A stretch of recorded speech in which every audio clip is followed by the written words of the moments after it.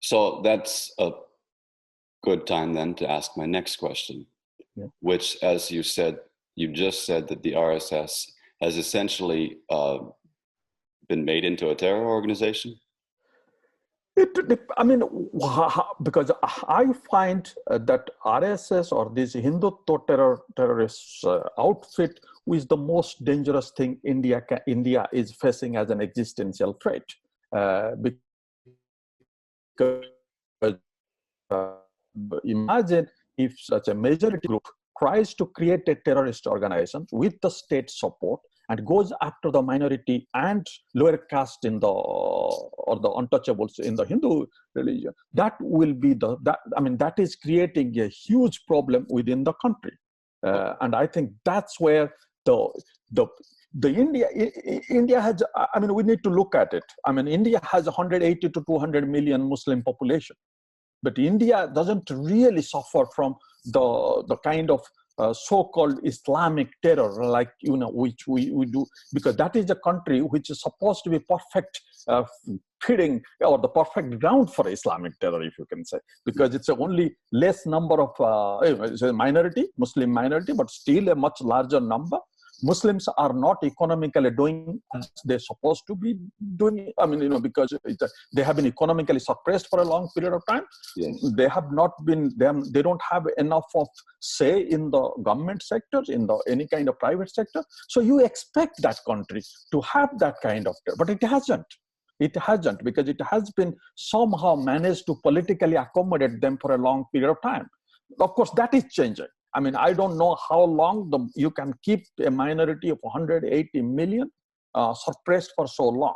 But at the same time, the real problem is when a larger or 80% majority population, where a bigger group or such a group is trying to create certain kind of a terror organization of itself. And that's where I think the real problem comes for the country's security, country's survival itself. Okay, so as you talk about this RSS and how it has been caught engaging in these terror activities, I would like to ask you, a lot of people, when they hear objections to the RSS, they respond by claiming that if you criticize the RSS, it's the same thing as attacking the Hindu religion or Hinduism. And I personally experienced this not too long ago when I was in Los Angeles, and I got a chance to ask a question of US Congresswoman Tulsi Gabbard, who's running for president. And there's a lot of allegations that she has strong ties, financial ties to the RSS and its affiliates like the HSS that you just mentioned. Yeah. And she responded by saying that these kinds of questions are rooted in religious bigotry. So is that true? Is it bigoted to challenge or criticize the RSS? And do any Hindus oppose this organization? I am a Hindu.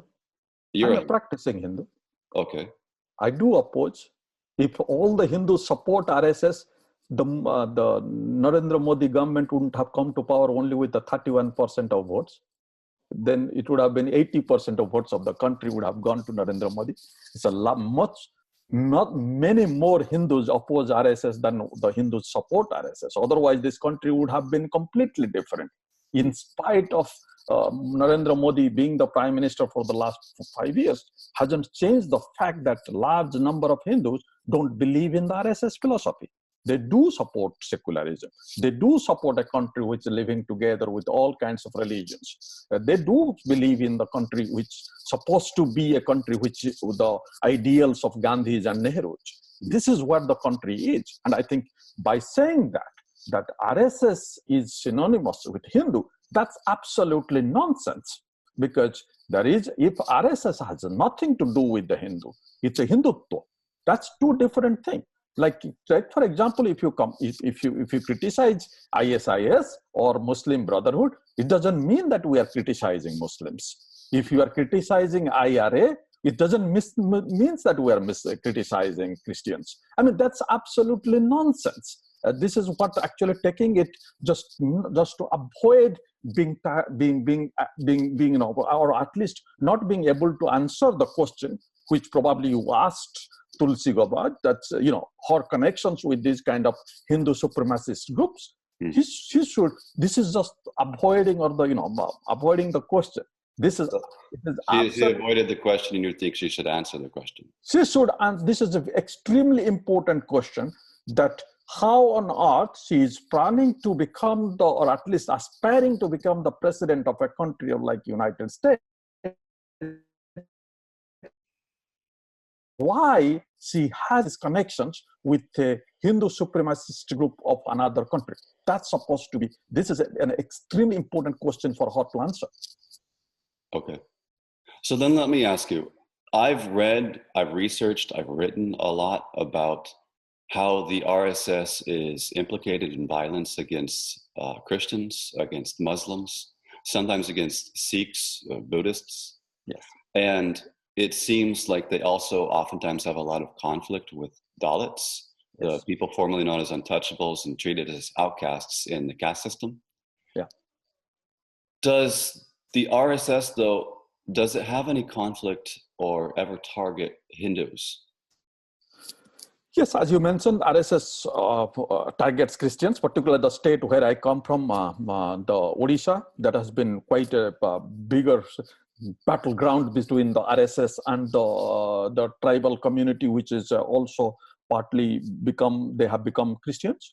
The RSS have been active in the northeastern part of India, where there is anti-Christian movements which is going on. RSS has been, as we have discussed, against the Muslims. RSS have been against Sikhs, because there have been 10 years back, the RSS chief 10, 12 years back saying that RSS is a part of, the Sikhs are part of a Hindu religion. Which Sikhs themselves deny, and they say, no, we're separate.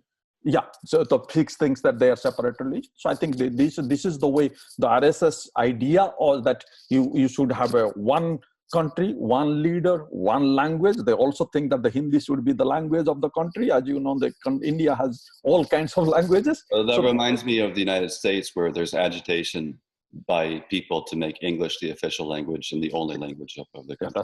Yeah, this is what to make Hindi as the national language. Of course, Hindi is the language which is an official language, and make it national language they want. So I think these are the kind of ideas that you have. And of course, to answer your questions, they are, of course, because as I said, it's a primarily mobilized or organized and managed by upper caste Hindus in the western part of India. So all the top leadership comes from a particular region in the western part of India, and they're all Brahmins. So that's what RSS is. But of course, the RSS has been targeting the Dalit activities regularly, because those who really oppose, if you look at those who are left, the RSS has been in the violence in Kerala, where lots of killing takes place between the left activities who are not the Muslims or Christians. They're all Hindus. They're also going against the RSS, which a lot of ideological killing also taking place in Kerala as well. They have been also engaged in now large-scale violence in West Bengal, where there is Hindus are opposing RSS. So I think it's RSS is.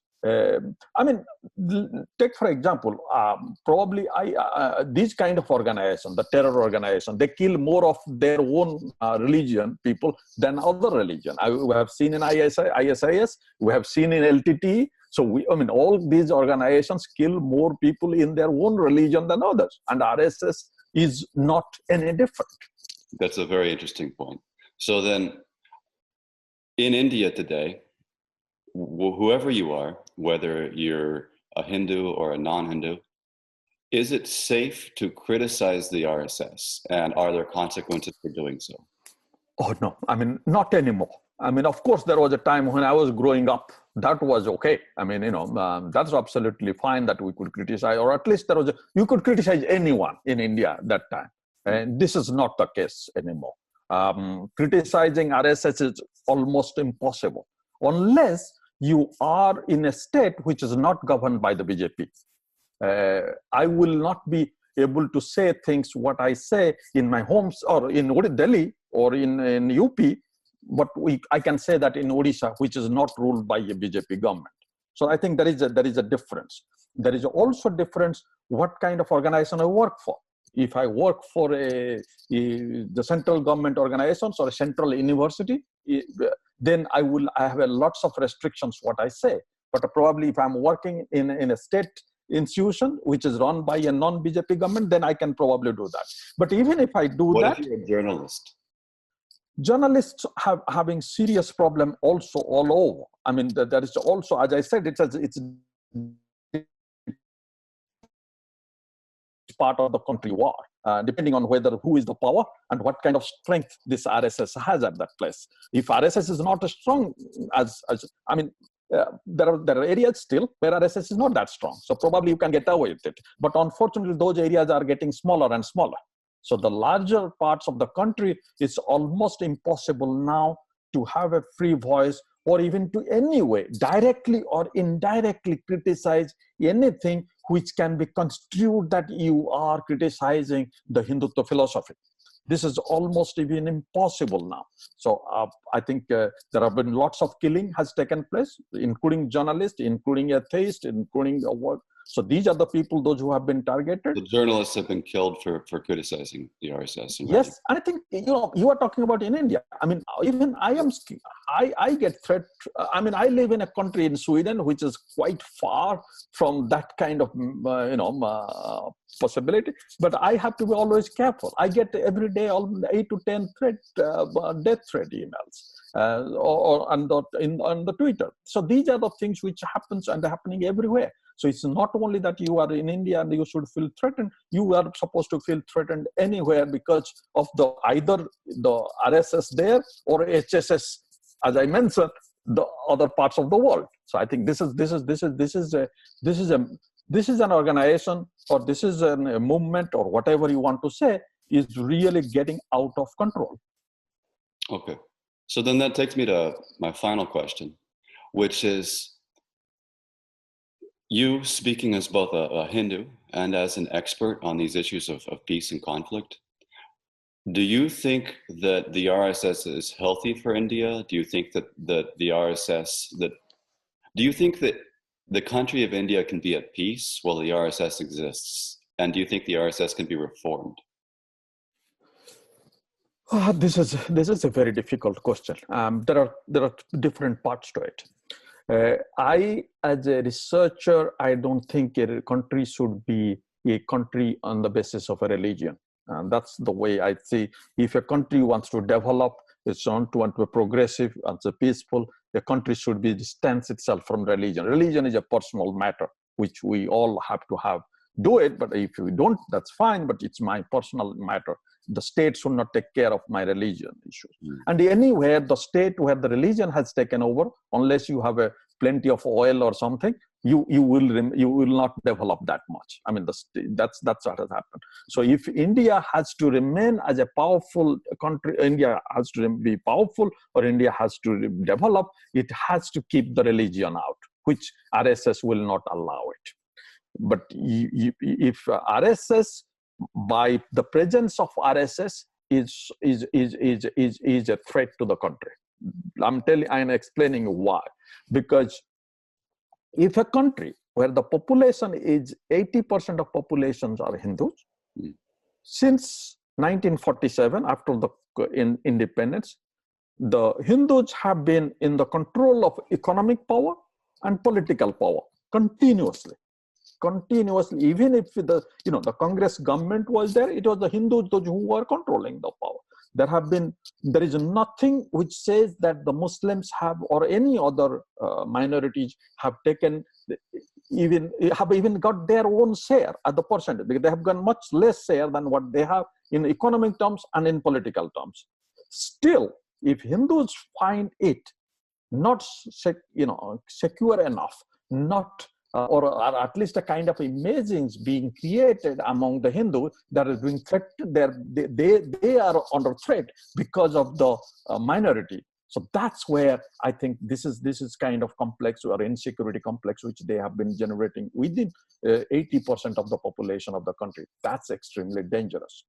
And if I can briefly interject, that idea that Hindus, the supermajority of Hindus in India, are facing some kind of an existential threat, or that the population is at risk, it very strongly reminds me of another idea that we have in America and somewhat in Europe as well, which is called this replacement, this great replacement idea, or it's also known as this white genocide conspiracy theory, Yeah. which is that somehow that white people are at risk of disappearing and being replaced because of the growth of other populations. Absolutely. Same. RSS has got its ideas from the fascists in Europe. So RSS has been created with the ideological mindset from fascism. So I think this is what is nothing new. So this is like RSS, whatever he's saying, is completely the similar kind of ideas which we are witnessing in this part of the world or in the United States. I mean, this is exactly the same thing. And I think whether they can be reformed, I mean, they can be under control, which they were, and I think I wish they would have been much more under control than they have been before. But I think at this point, I am quite. I don't see much hope, to be honest, because because the country probably needs to certain kind of a shock therapy to realize what kind of situation or what kind of path they are taking. And I think it's an extremely dangerous path which India is heading towards. It will be, there are two possibilities which I see. If Modi comes back to power again, the democracy is in danger for sure. They will probably try to make it as a Hindu, because if they don't able to make now a country declare as a Hindu country, probably they will never able to do it, because if the Modi comes back to power, they will do it. And if it happens, that, as I said, democracy is in danger, probably there are two things. One is that, as we see, these kind of dictators will be replaced by a peaceful revolution, popular revolution. I mean, it will be smooth. People will wake up and they will go march to the street, and then the guy will, go back to the. And if that is okay, and somehow, then probably country will be better off. But the other possibility is that it might lead to a civil war. And a civil war is also a very certain possibility. If this kind of things continues to happen, you cannot keep all these large number of minorities in such a scenario where they don't have any economic they cannot really think of getting their economic part of the cake. They can't really participate in the political process, because BJP is taking them out of the political process completely, and they are under threat all the time. You can't keep millions of hundreds of millions of people under that kind of threat forever. So I think this is where the India's future vis-a-vis RSS exists. What kind of things it's moving towards? Whether it's a peaceful revolution, which Indians will realize that, hey, we have gone too far, we'll come back where, and move in a kind of secular democratic manner, or God forbid, if doesn't happen, that India will witness a civil war. And that will be much more dangerous than what the world is witnessing in Syria.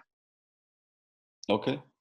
So then I guess that about does it for our discussion about the RSS with Professor Ashok Swain, who is a professor of conflict and peace studies, or is it peace? It's a peace and conflict research. Peace comes first. Peace and conflict studies at Uppsala University in Sweden. Do you have any final thoughts, Professor? No, I think thank you for. I mean, it's been a pleasure discussing with you, and we hope that.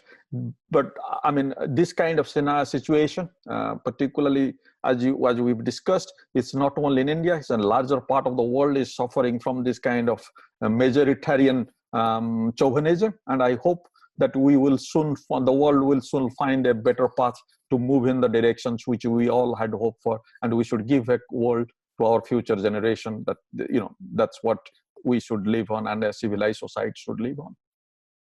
Thank you very much, Professor. Thank you.